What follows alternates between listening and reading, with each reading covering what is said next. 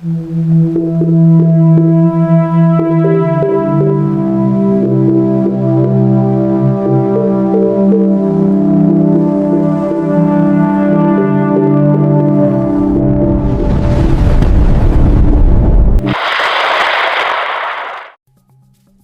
araw po sa inyong lahat. Narito na po ang pinakalitis nating update sa magiging lagay ng panahon ngayong araw ng Sunday, May 3, 2026.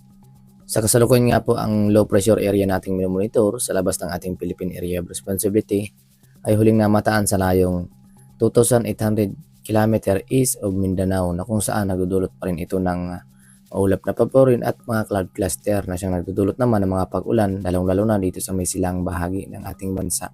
At base nga po sa ating pinaka-satellite image, kung saan nagdudulot nga po ito ng maulap na paborin at nakakapasok na dito sa ating Philippine Area of Responsibility ang mga cloud cluster na dulot nitong low pressure area, at associated po ito sa hanging sterlies o yung mainit na temperatura na nanggagaling naman sa dagat Pasipiko. Samantala, para naman sa magiging track nitong low pressure area, base nga po sa ating climatological track sa buwan ng Mayo, ay posible nga pong kikilos ang mga bagyo or mga nabubuong bagyo pahilagang silangan. So posible nga po itong pumasok dito sa may Mindanao at patungo dito sa may area ng Visayas at papunta naman dito sa area ng Bicol Region at Metro Manila bago tuluyang ikilos pahilagang silangan or papalayo ng ating bansa. So yan po yung pinaka-senaryo po natin, o kaya naman may senaryo din tayong lalapit pa rin dito sa may area ng Visayas at Luzon. Kaya naman lubos po natin pinaghahanda ang ating mga kababayan sa mga posibilidad na epekto nitong panibagong low pressure area na posibilidad nga pong maging ganap na bagyo or maging tropical depression sa mga susunod na mga araw or linggo. At base nga po sa ating tropical cyclone threat potential na kung saan pagsapit nga po ng April 30 hanggang May 6, kung saan nabuo na nga po itong low pressure area na kung saan nga po kasalukuyan nga po natin itong minomonitor sa labas ng ating Philippine Area of Responsibility, na kung saan may medium chance po itong maging tropical depression sa mga susunod na mga araw or linggo. Kaya naman, maging alerto lang po tayo at maging updated po tayo sa mga panibago naming ulat panaw na aming ilalabas. At kung saan kikilos nga po ito, pahilagang silangan ang kanyang pagkilos, kung saan papasok ito ng ating Philippine Area of Responsibility.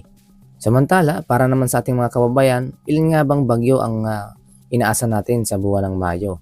Sa kasalukuyan nga po, may inaasahan po tayong isa or dalawang bagyo na posibleng mabuo ngayong buwan ng Mayo.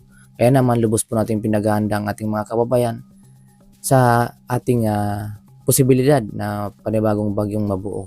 Na kung saan nga po yung mga nakaraang bagyo ay hindi po natin yun pinangalanan na bagyong Kaloy. Kaya naman ang papasok na mga bagyo sa ating Philippine Area of Responsibility at ganap pa rin bagyo ay tatawagin po natin na sa local name na Bagyong Kaloy ang mga bagong bagyo na posibleng mabuo sa buwan ng Mayo.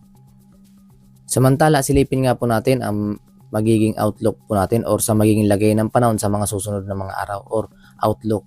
Base nga po sa ating outlook, makikita nga po natin sa pinaka-satellite image na kung saan ang low pressure area nating minomonitor ay posible nga po itong pumasok ng ating Philippine Area of Responsibility at posible nga po itong lumapit pa rito sa may silangang bahagi ng Mindanao, na kung saan magdudulot nga po ito ng maulap na papawirin na sinasamahan ng mga pag-ulan, na kung saan posibilidad pong makagkaroon ng localized flooding or mga biglaang pagbaha na kung saan hindi naman tumatagal, kaya nga po tinatawag natin itong localized flooding. Samantala, yung kasunod po nito ay posible pong maging tropical depression category. So mayroon po tayong inaasahan na may kasunod pa rin po itong low pressure area sa mga susunod pang mga araw. Na habang ito ay pumasok ng ating Philippine Area of Responsibility, may kasunod nga rin po itong kasunod na low pressure area na posibleng maging tropical depression or mas lalapit pa nga ito ng ating Philippine Area of Responsibility, na kung saan hindi lamang po dalawa, kundi posible pa itong may kasunod. Kaya naman, posible po tayong magmumonitor ng 3 low pressure area. So, maging alerto lang po tayo sa mga posibilidad na maging epekto nitong panibago nating low pressure area na minomonitor sa labas ng ating Philippine Area of Responsibility. na kung saan kung ito ay maging ganap na bagyo sa mga susunod ng araw at pumasok ng ating Philippine Area of Responsibility ay tatawagin pa rin po natin itong sa local name na Bagyong Kaloy, sapagkat yung mga nakaraang minomonitor natin mga bagyo ay hindi naman po tinawag na Bagyong Kaloy sapagkat hindi po iyon pumasok ng ating Philippine Area of Responsibility, kaya naman po hindi po natin pinangalanan sa local name na Bagyong Kaloy. Sana po ay malinaw po natin na ihatid sa inyo kung paano hindi natin na itinawag na Bagyong Kaloy ang mga bagyong ay hindi pumasok ng ating Philippine Area of Responsibility. At para naman sa magiging lagay ng panahon dito sa Luzon, inaasahan pa rin po natin na makararanas pa rin ng maliwalas na panahon na sinasamahan ng bahagyang maulap na paborin dito sa area ng Legazpi, na kung saan posible po ang cloud cluster pagsapit ng hapon at gabi, or yung maulap na paborin na sinasamahan ng mga light rains or mga biglaang buhos ng mga pag-ulan, na kung saan mayroon po tayong inaasahan na agwat ang temperatura na umabot naman sa 27 hanggang 32 degrees Celsius. Samantala sa mga labi pang bahagi ng Luzon, lalong-lalo na dito sa may area ng Mimaropa, Metro Manila, Baguio, Lawag, Tuguegarao at Batanes ay inaasahan po natin makakaranas ng maliwalas na panahon, no, kung saan maalinsangan pa rin po ang ating inaasahan na temperatura, na kung saan nga po mayroon po tayong inaasahan na agwat ang temperatura dito sa may Tuguegarao na umabot pa rin po sa 26 hanggang 37 degrees Celsius ang ating inaasahang agwat ang temperatura, na kung saan sobrang mainit pa rin po ang ating mararamdaman na temperatura. Kaya naman, ugaliin pa rin pong uminom ng maraming tubig upang maging hydrated po ang ating mga pangangatawan. Samantala, dito naman sa may Lawag, 26 hanggang 33 degrees Celsius ang ating inasang agwat ang temperatura. Baguio, 17 hanggang 25 degrees Celsius. Metro Manila, 25 hanggang 35 degrees Celsius. Tagaytay, 26 hanggang 33 degrees Celsius ang ating inasang agwat ang temperatura. At para naman sa magiging lagay ng panahon dito sa may Palawan, Visayas at Mindanao, ngayong umaga ay inaasahan po natin makakaranas pa rin ng maulap na paborin at sinasamahan ng mga light rains o mga katamtaman ng mga pag-ulan, na kung saan posible pa rin ang biglaang buhos ng mga pag-ulan. Kaya naman lubos po natin pinaghahanda ang ating mga kababayan. Kung kayo ay lalabas ng inyong tanan, ugaliin pa rin po magdala ng payong o kaya namang kapote kung kayo ay lalabas ng inyong tanan, dahil pa rin sa inaasahan natin ng mga pag-ulan. Dulot nga po nitong pinagsamang epekto ng hanging easterlies at ng low pressure area na ating minomonitor sa labas ng ating Philippine Area of Responsibility, na kung saan kapansin-pansin nga po sa pinaka-satellite image natin na kung saan yung low pressure area sa labas ng ating Philippine Area of Responsibility ay siyang nagdudulot ng mga cloud cluster o mga kaulapan na pumapasok naman dito sa ating Philippine Area of Responsibility at nakakaapekto naman sa ating bansa. Kaya naman maging alerto lang po tayo sa mga posibilidad ng mga epekto ng mga cloud cluster na siyang nagdudulot ng mga pag-ulan sa ating bansa, na kung saan meron po tayong inaasahang agwat ang temperatura dito sa may Puerto Princesa na umabot sa 24 hanggang 31 degrees Celsius. Samantalang dito naman sa may Kalayaan Islands, 26 hanggang 32 degrees Celsius ang ating inaasahang temperatura. At para naman sa magiging lagay ng panahon dito sa may Visayas, lalong-lalo na dito sa may Eastern Visayas, ay inaasahan po natin makakaranas pa rin ng maulap na paborin na sinasamahan ng mga cloud cluster o mga biglaang buhos ng mga pag-ulan o kalat-kalat. Kaya naman lubos pa rin natin pinaghahanda ang ating mga kababayan dahil sa epekto pa rin itong hanging easterlies at ng low pressure area, kung saan na siyang nagdudulot ng maulap na paborin at sinasamahan ng mga biglaang buhos ng mga pag-ulan, lalong-lalo na po yan pagsapit ng hapon at gabi. Kaya naman maging handa lang po tayo sa biglaang buhos ng mga pag-ulan. Kaya naman, para naman sa malalabay pang bahagi ng Visayas, inasahan po natin makakaranas pa rin ng maulap na paborin na sinasamahan ng mga localized thunderstorm. At para naman sa malalabay pang bahagi pa ng Visayas, inasahan po natin makakaranas pa rin ng maulap na paborin na sinasamahan ng mga localized thunderstorm o mga biglaang buhos ng mga pag-ulan.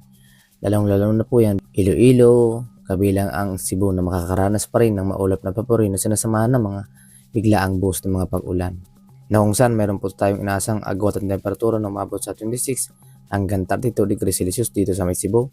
Samantalang dito sa may Iloilo, 26 hanggang 32 degrees Celsius ang ating inaasang agwat at temperatura. At para naman sa magiging lagay ng panahon dito sa may Mindanao, inaasahan po natin makakaranas pa rin ng maulap na paborin na sinasamahan ng mga biglaang buhos ng mga pag-ulan, lalong-lalo na po yan dito sa may area ng Zamboanga Peninsula, Autonomous Region in Muslim Mindanao, kabilang ang Sorsogon na makakaranas pa rin ng mga biglaang boost ng mga pag-ulan at mga localized thunderstorm. Nadulot nga po yan ng hanging easterlies at ng low pressure area na nagdadala ng mga cloud cluster sa area ng nabanggit na lugar.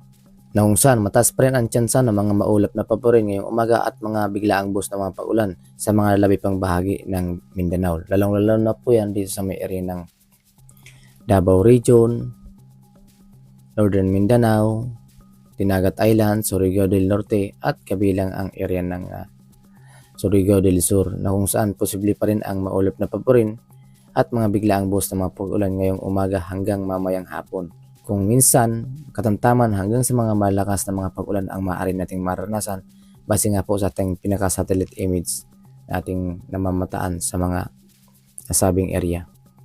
Samantala, para naman sa mga agwat ng temperatura dito sa may area ng Davao, 24 hanggang 33 degrees Celsius.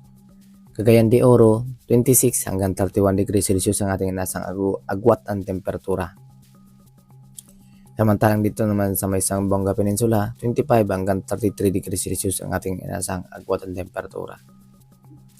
Na kung saan kapansin-pansin nga po, mas bumaba nga po ang mga temperatura dito sa area ng Cagayan de Oro na kung saan umabot lang ng 31 degrees Celsius ang ating inaasang agwat ang temperatura.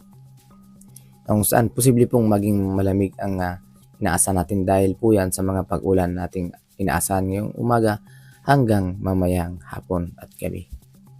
At para naman sa maging lagay ng panahon sa ating karagatan, sa ating seaboard, sa kasalukuyan nga po, wala po tayong nakataas na gale warning sa kahit anong baybay ng ating karagatan. Na kung saan meron po tayong inasa na slight to moderate ang mga pag-alaw ng ating karagatan. Na kung saan meron po tayong inaasahan na taas lamang ng mga pag-alaw na umabot sa 0.6 hanggang 2.1 metro ang taas ng mga pag-alaw. Kaya naman malaya pa rin po makapaglalayag ang ating mga kababayang mga isda, lalong-lalo na po sa mga nagbibiyahe sa ating karagatan. At yan nga po ang pinakalitis nating update sa magilagay ng panahon ngayong araw ng Sunday, May 3, 2026. Maraming salamat po sa inyong lahat at manatiling maging alerto at updated po tayo sa mga panibago nating ulat panahon naming ilalabas. Maraming salamat sa inyong lahat and God bless us all guys.